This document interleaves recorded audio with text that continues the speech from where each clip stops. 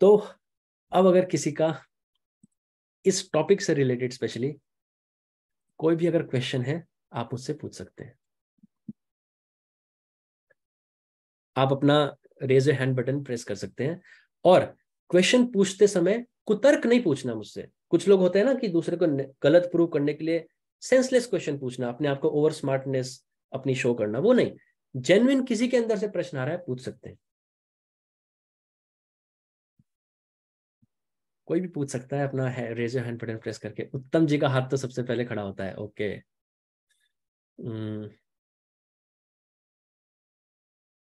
जी पूछिए उत्तम जी।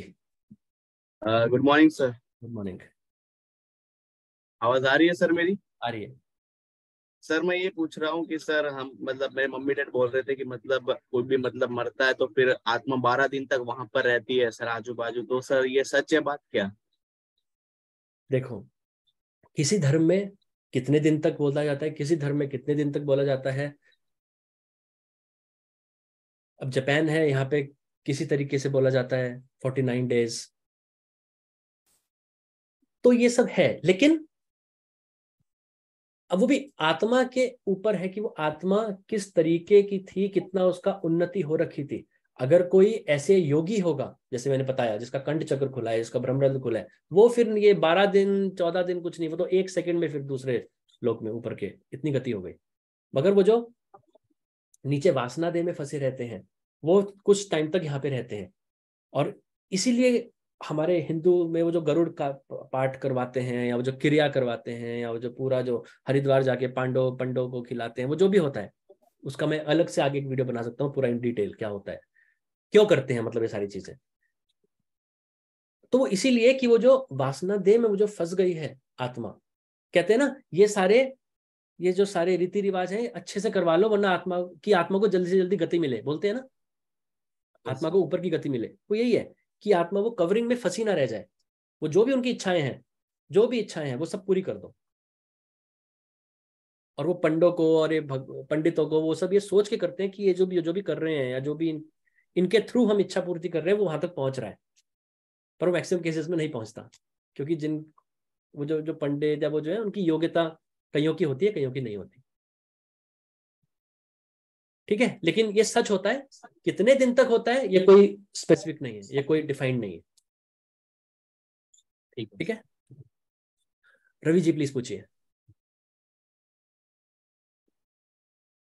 तो मैंने वो प्रश्न मैसेज भी किया आपको। मतलब उसका सारांश यही है कि जैसा आप बता रहे हैं कि ये समय बहुत अच्छा है। बेसिकली कुछ भौगोलिक ऐसी घटनाएं हो रही हैं, मैग्नेट एक्सेट्रा एक्सेट्रा हो रहा है। तो कुछ तो we want to take advantage of that situation also, मतलब उस चीज का लाभ उठाते हुए। तो हम कैसे अपनी साधना को और अच्छा कर पाए, किसी कम्युनिटी को हम ज्वाइन करें वगैरह वगैरह, जिससे हम थोड़ा कुछ स्वर्ग लोग या ऊपर के लोग जा पाए, जैसे भी आप उसको समझ सकें।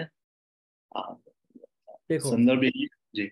देखो, कम्युनिटी वगैरह ज्वाइन करने से कुछ ऐसा नहीं होगा कि आपको कुछ पका परोसा मिल जाएगा। करना आपको सब अपने अंदर से ही है। हाँ, हमेशा जो ऐसे संत होते हैं, ऐसे योगी होते हैं, ऐसे ऋषि मुनि होते हैं, जिनका संग आपको मिले, अगर आपके घर के आसपास या कहीं आपके क्लोज एक्सेस में हो लोग, कहते हैं ना, उनके साथ थोड़ा बैठे ही रह जाओ, उनका पैर ही दबा दो, या उनका थोड़ा खाना ही बना दो, कि उनके फिजिकली उनके पास आप हो, उससे ही बहुत सारे सतोगुण उनके आपको मिल जाते हैं। तो सत्संग हो रहा हो कहीं, या कहीं ऐसी मंडली हो, आप वहां बैठ सकते हैं, वो आपका सतोगुण प्रधान होगा। लेकिन ये नहीं कि वहां बैठ रहे हैं वो आपको ऊपर के लोगों तक पहुंचा देंगे, नहीं, वो काम तो हर किसी को अपने अंदर खुद करना है। और आप जैसे कहीं पर ग्रुप मेडिटेशन होता है, आप वो सब भी कर सकते हैं। मैंने 1000 बार आपको लोगों को बोला है, आप लोग जो मेरे साथ मेडिटेशन करते हो, आप लोग सोचते होंगे ग्रुप मेडिटेशन है, ग्रुप मेडिटेशन नहीं है। आप लोग मेरे साथ कर रहे हैं जूम पे, दैट इज वेरी गुड, बहुत अच्छा है, बहुत फायदेमंद है। मगर जोग्राफिकली, भौगोलिक रूप से एक जगह पे फिजिकली अगर आप लोग एक साथ मेडिटेशन करते हैं, वो ग्रुप मेडिटेशन कहला जाता है।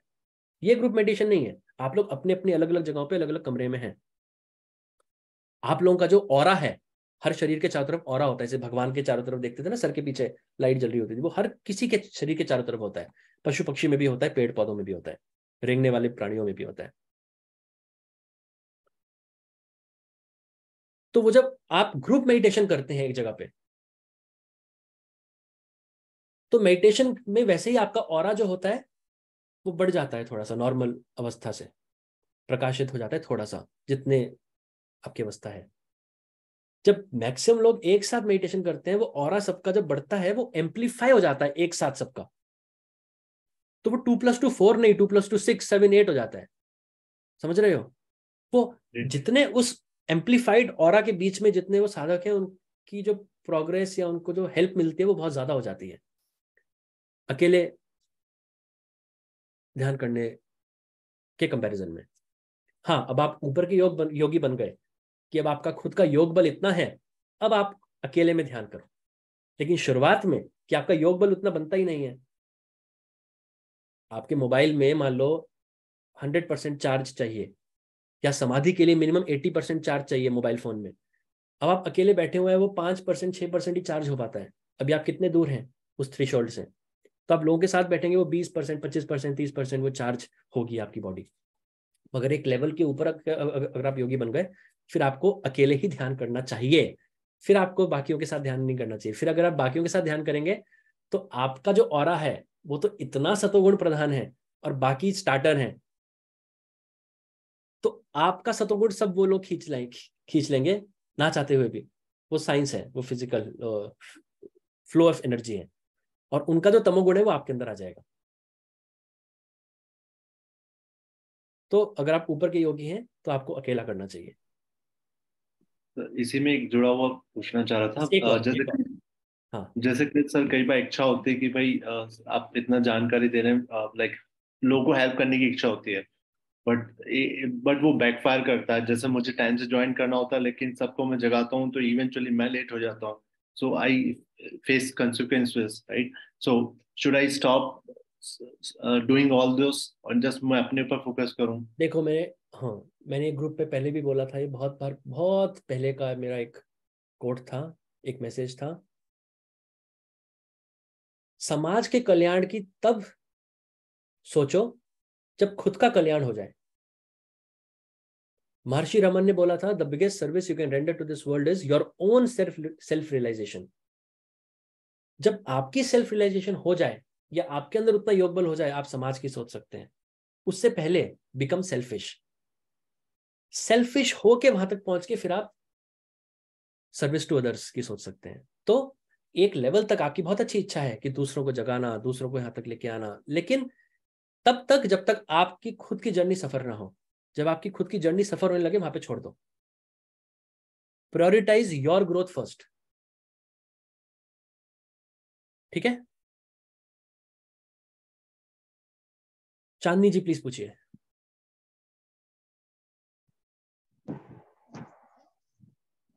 मैं मतलब अभी किसी को नहीं कि किस लोग रहना है, लेकिन ये जो आपने निर्भया की बात कही, तो मैं ये चीज मैं कई बार सुनी हूँ। तो मैं पूछना चाहती हूँ उसके बारे में, तो नहीं जो जिन्होंने, जिस आत्मा ने, जिस सोल ने निर्भया के साथ किया, लेकिन निर्भया के सोल के लिए मैं पूछना चाहती हूँ आपकी आवाज कि थोड़ी कम आ रही है, आपकी आवाज कम आ रही है। स्पीकर को थोड़ा, फोन को मुंह के पास लेके आइए।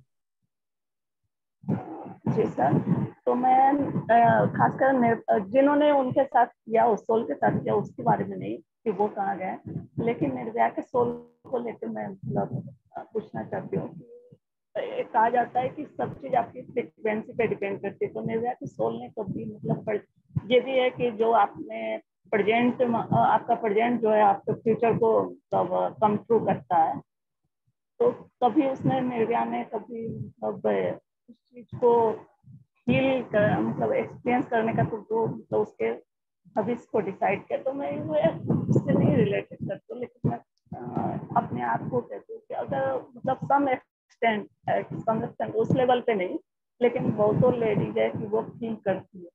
तो मेरे साथ भी कुछ मतलब अतीत में हुआ। आज मैं जिस वक्त मैं उसके लिए, जिन्होंने मेरे साथ किया, तो मैं उस वक्त तो ये फील करती थी कि मतलब उन्होंने मेरे साथ गलत किया, लेकिन आज मेरी फ्रिक्वेंसी इस लेवल पे बढ़ी, मतलब इस रास्ते पे आके मेरे को ये लगता है कि नहीं, उन्होंने जो किया वो हमारी वाइब्रेशन को, और मतलब उन्होंने अपनी फिक्र किए बिना, अपनी सोल की फिक्र किए बिना मेरी वाइब्रेशन को मतलब बढ़ाने के लिए मेरे साथ जो कुछ हुआ वो मेरे अच्छे के लिए, और मैं मतलब पूरी तरह से ये फील कर पा रही हूँ कि मैंने उनको माफ किया। तो ये क्या दर्शाता है कि मेरी फ्रिक्वेंसी बढ़ी है, या फिर ये क्या मतलब क्या है, मैं ऐसे क्यों मतलब सोच रही हूँ। मैं मतलब पूरी एक कॉर्ड कटिंग जो होती है ना, वो मैं फील कर पा रही हूँ। मैं उस चीज को छोड़ना चाहती हूँ, उस पूरे अतीत को छोड़ना चाहती हूँ। मतलब ये क्या हो रहा है मेरे साथ। ठीक है, मुझे आपका क्वेश्चन स्टार्टिंग का सुनाई नहीं दिया, लेकिन जितना मुझे समझ आया, अगर वो आंसर आपका बनता है तो ठीक है, आप मुझे बता सकती हैं। आप अपने आप को म्यूट कर दीजिए। जितना मुझे समझ आया बात का, थोड़ा सा स्टार्टिंग में थोड़ी डिस्टर्बेंस थी आवाज में। तो देखो, चाहे वो निर्भय हो, चाहे वो कोई भी हो, अब निर्भय का हम सोचते हैं ना, अरे उस मासूम ने क्या किया था जिसके साथ ऐसा हुआ, लेकिन हम उस सोल को इस जन्म में देख रहे हैं। हम पुराने जन्मों का नहीं पता हमें उन्होंने क्या किया था, जो वो पात्र लेके वो पैदा हुई उस एक्सपीरियंस को झेलने के लिए एज अ प्रारब्ध। छोटे छोटे बच्चे जो पेट में कोख में ही मर जाते हैं, हम कहते हैं इस बच्चे ने क्या बिगाड़ा था, इसने तो कोई पाप ही नहीं किया। अरे आप वो बच्चा नहीं है, आप उस शरीर को देख रहे हैं, उस शरीर को नहीं, उसके अंदर जो आत्मा है वो देखिए। तो इतने बुरे बुरे लोग हैं इस दुनिया में, जब वो भी शरीर को त्याग के कहीं जन्म लेंगे तो एक समय पर तो वो भी कोख में बच्चे ही होंगे ना। तो वो एक दिव्य आत्मा नहीं बन गई, एक अच्छी आत्मा नहीं बन गई, एक मासूम नहीं बन गई। तो जो यही एक अंतर है एक संसारिक व्यक्ति में, एक योगी में। संसारिक व्यक्ति किसी को ऐसा देखता है तो वो व्याकुल हो जाता है। योगी को अंदर से ये दर्द होता है, क्योंकि योगी एक अलग लेवल से देख रहा होता है दुनिया को। वो बोलता है जिस चेतन तत्व से मैं बना हूं उसी चेतन तत्व से ये बनी है, हम सब एक हैं, हम उस समुद्र से निकली हुई अलग अलग बूंदे हैं। लेकिन वो इस तरीके से व्याकुल नहीं होता, अरे उसको इतना दुख हो रहा है, ये वो, मैं किस तरीके से उसको बदल दूं, ऐसा क्यों हुआ उसके साथ, नहीं। उसको पता है ये इसके क्या कर्म है। मुझे एग्जैक्टली तो नहीं पता, जब भीष्म वो तीरों की शैया के ऊपर जब लेटे हुए थे, उन्होंने कहा कि भगवान इस जन्म में तो मैंने कोई ऐसा कुछ किया ही नहीं, तो मुझे क्यों मिल रहा है। उन्होंने कहा पिछले जन्मों में जाओ। वो कहते हैं हाँ पिछले जन्म में भी जाके गया, मैंने कभी ऐसा किया ही नहीं है। उन्होंने कहा कितने जन्म देखे, उन्होंने कहा पिछले 100 जन्म, ऐसे कुछ था ना, पिछले 100 जन्म देखे। उन्होंने कहा नहीं, और पीछे जाओ। तो उससे पहले वाले जन्मों में उन्होंने वो कुछ किया हुआ था। तो जो एनर्जी आपने एक बार एमिट कर दी यूनिवर्स में, भाव आपने एमिट कर दिया यूनिवर्स में, सब कुछ तेरा भाव रहे कि मैं इसका मर्डर करूंगा, आपने वो किया नहीं, लेकिन वो आपका कर्म बन गया। आपको भाव, आपके थॉट्स आपके वेव पैटर्न में चले गए, और वो आप ही के कारण शरीर में उस मेमोरी कार्ड में स्टोर हो गए। अब वो जब कभी वो प्रारब्ध की तरह वो जर्मिनेट होंगे, तो आपको खुद ही वो फसल को खाना है। आप उसकी इंटेंसिटी को कम कर सकते हैं, दैट्स इट। या वो प्रारब्ध बनने से पहले, जिस जन्म में आप उसको प्रारब्ध लेके आएंगे प्रारब्ध के तरीके से, उससे पहले ही, जब तक वो संचित है, वो टैंक में है, उससे पहले आप उसको जला सकते हैं योग से। अब जो आपने दूसरा बोला कि, तो सबसे पहला आपका पार्ट का आंसर कि जिसको भी एक्सपीरियंस हो रहा है वो उसके कर्म थे तभी वो एक्सपीरियंस हो रहा है, वरना नहीं हो सकता। वरना आपको कोई हल्की सी खरोच भी नहीं मार सकता। और जब होना होगा तो दूसरा इंसान करे या ना करे, क्योंकि वो उसके तो कर्म है, जो दूसरा किया उसके भी कर्म बने ना, उसका एक अलग पैटर्न चल रहा है कार्मिक।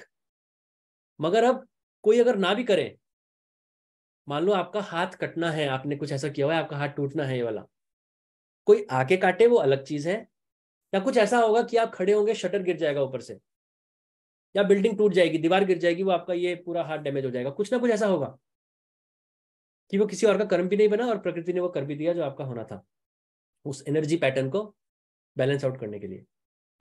तो ये, मगर एक पार्ट जो मैं बात का आपका समझ पाया, फॉरगिवनेस, दूसरे को माफ करना, वो एक इतना महान कर्म है, इतना एक महान, वो एक आम इंसान नहीं कर सकता। अगर कोई किसी को फॉरगिव कर रहा है अपने साथ बुरा होने के बाद भी, ये दर्शाता है कि वो सोल की उन्नति कितनी ऊपर के लेवल पे हो रखी है। जीसस क्राइस्ट क्रूसीफाई करते हुए भी वो क्या बोल रहे थे, hey father forgive them for they know not what they do. इनको माफ करो क्योंकि अभी उनको समझ नहीं आ रहा है अपनी अज्ञानता से कि वे क्या कर रहे हैं। उस लेवल की फॉरगिवनेस। क्योंकि आप किसी का, अगर ये बोल रहे हैं, अगर किसी ने आपके साथ गलत किया भी है, आप उसका बुरा सोचें और आप उसको जस्टिफाई कर सकते हैं, आप उसको सफाई भी दे सकते हैं, देखो इसने बुरा किया तभी तो मैं बुरा सोच रहा हूँ इसके बारे में, तो मेरे कर्म तो नहीं बनने चाहिए, लेकिन आपके कर्म बन जाएंगे। आपके साथ किसी ने बुरा किया, आप फॉरगिव करो, उसके कर्म उसको उसको सजा मिलेगी ही मिलेगी। लेकिन आपने उसका बुरा चाहा, वो आपके अंदर वो तमोगुणी विचार आ गए, तो इससे सावधान रहना है। और जो फॉरगिव कर सकते हैं वो, उससे महान कुछ नहीं होता।